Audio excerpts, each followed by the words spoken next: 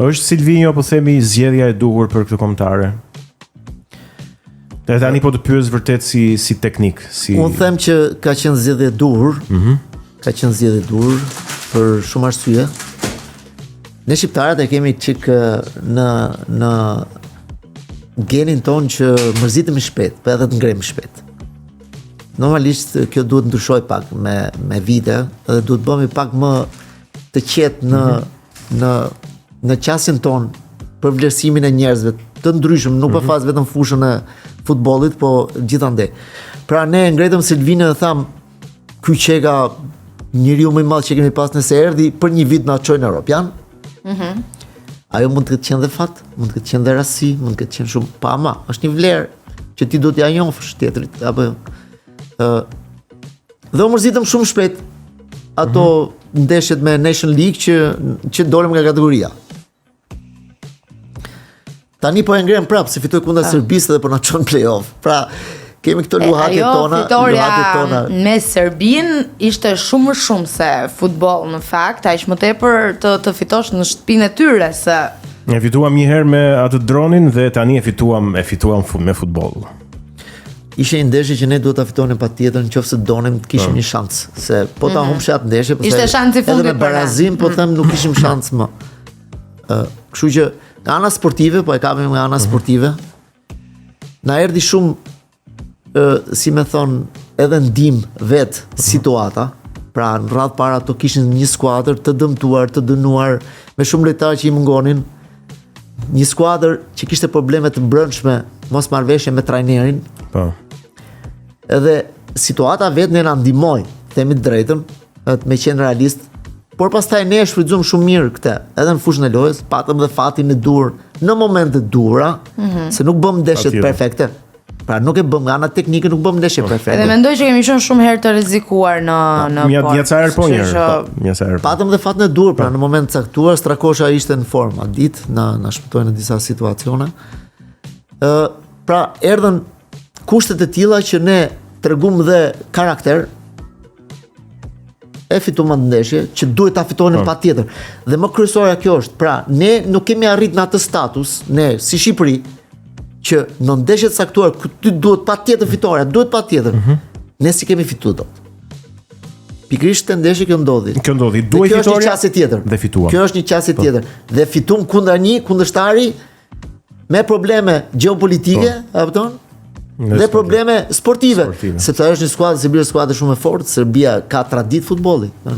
Vjen nga ish Jugosllavia, domethënë kanë traditë.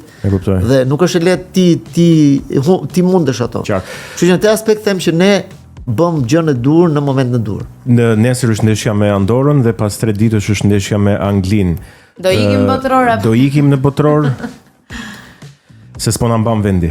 Kjo ndeshje me Andorrën dhe normalisht nga një llogaritje e thjeshtë që mund të bësh, qofse ti futesh pra, tamam me atë objektiv, me atë përkushtim. Vëmendje. Siç ndeshjet e tjera që na duhesh patjetër 3 pika, ti e fiton ndeshjen sepse Andorra është një kundërshtar i sikletshëm, i themi në futboll. Që do të thotë ta bën jetën e vështirë. Janë këta të vegjëlit që të nxjin jetën. Ta bën jetën e vështirë. Po problemi ynë është se ne futemi me mendje shumë të qetë. Ja pra sapo e thash, jo vetëm mendje të qetë, po duhet të jesh dhe i përqendruar shumë, i vëmendshëm, agresiv, e shumë gjëra që i takon çështjes teknike të futbollit, kualitetet ne i kemi, pra nuk mund të marrim ato me kualitete, por nëse nuk i ke këto komponenta të ndeshje, mos të duket çudi që nuk e fiton fund. Pra të mos çuditemi që nëse nuk shkojmë, nuk e fitosh. Pra dhe ti, po se fitova atë ndeshje, shumëzoje me 0 ndeshjen me Serbinë që fitove atje. Sepse Serbia ka një ndeshje mangut. Do e fitojë ndeshjen e vet. Me Letoninë. Po e marrim, domethënë që Serbia e humb ndeshjen me Anglinë, po edhe ti do e humbësh. Anglinë e heqim nga llogaria sepse e kemi të humbur, e heqim. Atëre, qofse ti nuk fiton me Andorrën, se ti një pikë je sipër Serbisë. Dhe Serbia e fiton me Letoninë, të hyrë sipër Serbia ty, dhe del vend dytë, dhe ti del vend tretë prapë. Më kupton? Domethënë, po ne shpresojmë për më të mirë. Dhe ne por mendojmë që Anglia ka ndeshjen kundër Serbisë në Angli dhe Anglia vjet te ne pastaj në fund, ndeshjen e fundit. Dhe ndeshja e fundit vjen Shqipëri, ata mund të jenë të shtensionuar sepse tashmë janë vend parë dhe domethënë e kam dëgjuar edhe nga deklaratat e trajnerit që do bëjnë shumë eksperimente, pra do fusin lojtarë të ri, po ato eksperimentet e Anglisë nuk quhen eksperimente valla, se të vjen lojtari i Evertonit, lojtari i Chelsea-t, i Aston Villës, e këtyre ekipeve që janë ekipe të mëdha, gjithë që nuk kanë luajtur shumë në ekipin kombëtar, po ato duan të zënë vend në ekipin kombëtar. Dhe ata luajnë më fort për këtë arsye, se duan të duken. Kështu që nuk kanë ndeshje të lehta kundër Anglisë, ë? Dhe besoj që do ta marrë lehtë kush. Por me që ne luajmë fushën tonë, Serbia luan fushën e anglezëve, pra në Angli, ne jemi pak më të privilegjuar, si më thonë, në këtë drejtim. Pra qëllimi po heqim të dyja ndeshje, sikur edhe ne humim dhe ata e humim. Ne na duhet patjetër fitore atje.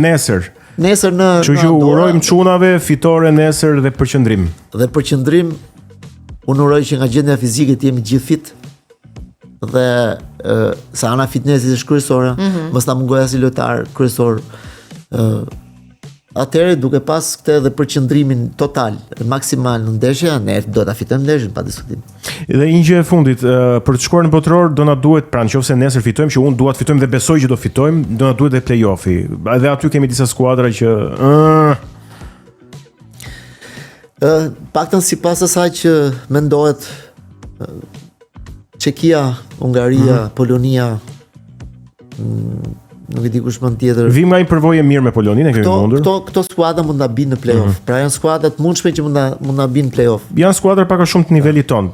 Jo tamam, po themi janë skuadra tradite, janë skuadra që ne kemi mund vërtet në ndeshjet e fundit, po nëse do i kthejmë Çekia për shkakun që ne mundëm në eliminatorët e Europianit, një vit më pas në eliminatorët e Nation League-s, na mundi të dy ndeshjet. Dhe Polonia Me Poloninë nuk kemi zhvilluar ndeshje, por Polonia është e fortë. Sapo pati një rezultat, janë skuadra tradite që kanë marrë pjesë pothuajse gjithmonë në kampionate europiane, edhe shumë herë në kampionate botërore. Pra kanë atë traditën e vet, ato mund të kenë 1 vit, 2 vjet dobësi, ndoshta ndryshim brezi apo momente të caktuara që nuk i përshtaten lojës dhe sukseseve, po ato kthehen shumë shpejt. Kthehen shumë shpejt aty ku kanë qenë gjithmonë. Pra në vazon e dytë, ndërmjet vazos 2 dhe vazos parë. Ne s'kemi qenë kur në vazon e dytë dhe vazon e parë. Kur? Ne kemi qenë gjithmonë 3 e poshtë. Kurse këto janë skuadrat që kanë qenë gjithmonë ndërmjet vazos parë dhe dytë. Më kupton, domethënë nga tradita. Janë skuadrat elitare. Kështu që gjë të lehtë, ta harrojmë që nuk ka, janë 2 ndeshje lufte. Po pastaj janë 2 ndeshje lufte që ti do të kalosh këtë herë që të shkosh aty. Pastaj aty po flasim gjë tjetër, varet çka kundërshtar do na bëjnë pastaj. Qartë. Atë lojën This or That e ka me Merakun. Po ato emrat e futbollistëve nuk i lexoj se nuk i njoh. Okej. Kështu që po ta lut. Loja This or That në fakt nuk është vetëm me futbollistë, është edhe me gjëra të tjera, por që kanë të bëjnë me futbollin. Ta nisun këtë të parën e vazhdo ti me futbollistë. Atëherë do të vëm përpara zgjedhjes Alti. Njërin nga të dyja do zgjedhësh. Po shkurt. Messi apo Ronaldo? Nga ana futbollistike apo në përgjithësi komplet, si kompleks? Në përgjithësi. Si e gjykon ti? Këto zgjedhje. Si kompleks Ronaldo. Okej. Silvinho apo Reja? Yes. Silvinho. Nëse unë në fakt do doja t'i bëja te kjo Silvinho. Silvinho apo Hans Peter Briegel? Silvinho. Okej. Bundesliga apo Serie A?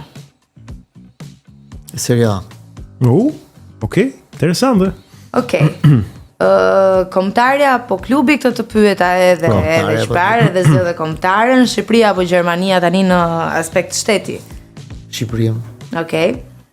Stërvitje apo talent? Unë, apo përgjithësi? Në përgjithësi. Kush ka vlerë më të madhe, po themi? Peshën. Talenti. Shpejtësi apo teknik? Ku i keni zgjedhur këto pyetje më vërtetësisht profesionale, domethënë që edhe unë kam vështirë. Duke pas parasysh që futbolli sot është bërë shpejtësi maksimale, them shpejtësia. Okej. Gol në derbi apo gol me kombëtaren? Kush të shillon më shumë? Çfarë derbi? Tifozi shqiptar apo gjerman? Më i mirë, më i zjarrt, më ku diun. Shqiptar, më çfarë thotë më vetë. Kjo është edhe një thirrje drejt për drejt që mos i ndalojmë më tifozët nëpër stadiume. Loj në shi apo në diell? Diell. Unë jam dielli valla. Penallti apo goditje dënimi? Po penaltia më thjesht. Vazhdo e gonda Por një me futbollista. ama humbjen e penaltisë e vuan më shumë se sa humbjen e golës dënimi nga ana tjetër. Sa E vërtet. unë dua të marr disa vlerësime nga ty. Cili është për ty futbollisti shqiptar më i mirë i gjitha kohërave? Në mendimin tënd. Tani këtu ndahem sepse kur flet për lojtar të më të mirë të gjithë kohërave, është vështirë të zgjedhësh një, gjithashtu po të thosh këtu për Shqipëri lojtar më i mirë gjithë kohërave është vështirë sepse ka pas shumë lojtar pikant në faza të ndryshme të jetës, kohërave të ndryshme. Shumicën unë nuk i njoh fare, Panaut Panën për shkakun se kam pa kurrë fush. Këtu njerëz thonë që Panaut Panën është lojtari më i mirë gjithë kohërave, unë them që ky është gabim, se nuk mund të matet cilësia një lojtari para 150 vjetësh me cilësinë e lojtarit sot që është më i miri për momentin sot. Kështu që në të drejtim e kam shumë vështirë t'jap një emër. Por nëse ti e do patjetër, e do patjetër emër.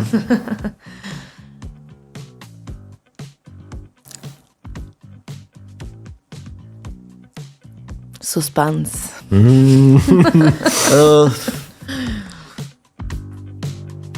Në vështirë është në fakt, e vështirë. Unë kam pas shumë simpati për dy emra në kohën që nuk luaj akoma me të rriturit që më pëlqenin jashtëmase, që ishte në atë kohë ishte Çimuça edhe Sulde Mollari. E dia që do ishte Sulde Mollari, po edhe Çimuça. Domethënë një nga këto dy, zgjidhe vetë. Cili ka qenë mbrojtësi më i vështirë që ke pasur përballë? Ai sa ti mban mend se ti ke bër qindra ndeshje. Po që ty të ka qenë vërtet një mbrojtësi. Tani kujtohen me emra të gjithë. Po unë kam pas një lojtar që jam rrit me atë kavaj, moshatar që me klasa sportive bashkë, deri me ekipin e parë. Është grumbulluar dhe shumë me ekipin kombëtar, edhe po ja thoja kur e takova para pak ditësh. Po ja thoja që mbrojtës si ty, unë në Gjermani kam pas vështirë ta gjej. Ishte vërtet quhet përbarim Daiu. Okej. Ka luajtur me Besën, ka luajtur me Partizanin, ka luajtur me disa skuadra këtu, por nuk e pati vullnetin kur se unë ja ofrova atëherë mundësinë që ta merr në Gjermani. Nuk kishte vullnet, domethënë që të lojtar talent që kishte lind. Për atë bën një nga mbrojtësit më të fortë që unë kam luajtur, po. Portieri më i fortë që e përballur ti, që mban mend. Thash gjithmonë që mban mend. Po kam luajtur kundër shumë portierë, shumë. Domethënë imagjino edhe në për klube dhe me ekipin kombëtar para shumë portierëve, po me që ka ardhur puna që më priti dhe penalltin, po them Andi Köpke. Okej, bukur. Trajneri më karizmatik që ke patur. Dhe këtu e mban mend se pa kanë qenë trajnerët. Karizmë jo edhe me trajnerë. Ose që të ka vajt më mirë, po them. Kam pas një 30 trajnerë në karrierën time. Po fshi, domethënë dhe ekipin kombëtar tonë dhe bashkë të gjithë. Atëherë trajneri më karizmatik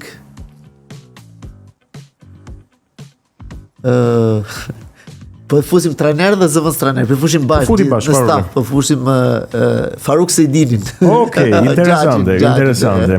Ai ishte domosdoshmë që bota dhe gallate dhe gjithë, idhulli yt i fëmiris, futbollist. Marco van Basten. Holanda. Dhe nëse do të luaje ende sot, po them do të ishe në moshë të luaje, me cilin ekip do doje ti të luaje? Barcelona. Bukur. Edhe tani unë do zbuloj futbollistin tënd të preferuar me pyetje rrufe, shumë të shpejta, nga këta që kemi zgjedhur random, pra pa asnjë lloj paragjykimi. Dhe janë të gjitha kohërave. Andres Iniesta apo Garincha? Iniesta njofun. Okej. Iniesta apo Virgil van Dijk? Iniesta. Iniesta apo Eusebio? Iniesta. Iniesta apo Neymar Junior? Iniesta. Iniesta apo Paolo Maldini? Iniesta. Iniesta apo Luka Modric? Iniesta. Kujdes mos thotë Igli. Për këtë. Igli është i vogël para mes, është më i rison. Iniesta apo Ronaldinho? Ronaldinho. Mirë, okay, ndruam. Mirë, okay, Ronaldinho apo Johan Cruyff? Unë si tifoz holandez, Cruyffin në fakt vetëm çka kam pa tani do i rri Ronaldinhos. Ronaldinho apo Kaká? Hajde, të shohim Ronaldinho. Ronaldinho apo Gerd Müller? Ronaldinho. Ronaldinho apo Michel Platini? Ronaldinho apo Zico? Ronaldinho. Mirë, ta bëjmë çik vështirë tani. Ronaldinho apo Leo Messi? Leo Messi. Okay. Leo Messi apo Roberto Carlos? Leo Messi, këtu tash s'ke nevojë të thosh një të tjerë më mbas. Ta lëm te Leo Messi. Leo Messi. Okej, te Leo Messi. Ka be marrën direkt. Jo se do Ai është thoja. i preferuari Do thoja i gjithë edhe Leo Messi apo Diego Armando Maradona. Aty do fuçe. Kështu që këtu bëje këtë do ta jap përgjigje. Leo Messi apo Diego Armando Maradona. Kok më kok numri 10 Argentina. Diego Armando Maradona. Dhe për një arsye. Ha, që ta mbyllim. Gjë që nuk e ka Messi. Aha. Ai ishte lider që e merrte skuadrën përpara. E vërtet. Messi nuk e merr dot, nuk e bota dot.